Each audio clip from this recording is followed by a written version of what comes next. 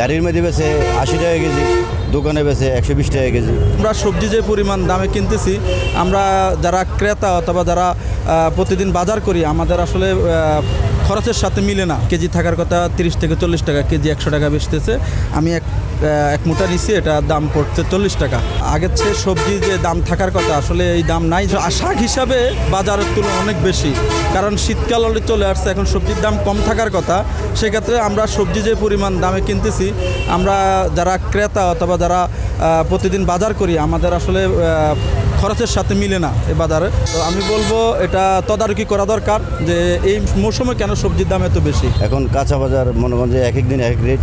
এই গাড়ির মধ্যে বেছে 80 টাকা কেজি, দোকানে বেছে 120 টাকা কেজি।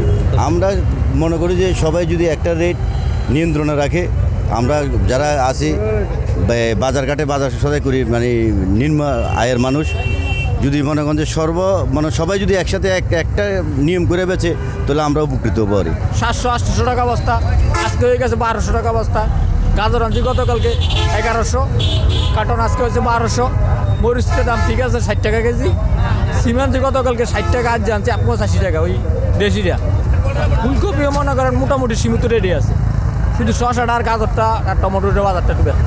আর অন্যান্য যে মুদি আইটেমগুলো আছে ওইগুলো হচ্ছে সহনীয় পর্যায়ে আছে। শুধু কাঁচা শাকসবজি এই বিষয়গুলো হচ্ছে, এই পণ্যগুলো হচ্ছে মানুষের মানে ক্রয় ক্ষমতার একটু উপরে, অর্থাৎ এবারে যে কেজি ধরা হলো 80 থেকে 100 টাকার মধ্যে আছে। তো আমাদেরও অভিযান এবং মনিটরিং অব্যাহত আছে এবং আমরা এখান থেকে কিনে নিয়ে আসবেন, অন্তত যেন বাউচারটা মেমোটা যেন সাথে রাখে এবং সেটা যেন আমাদের প্রদর্শন করে। মূল্য তালিকা প্রদর্শন করার জন্য আমরা নির্দেশ দিচ্ছি।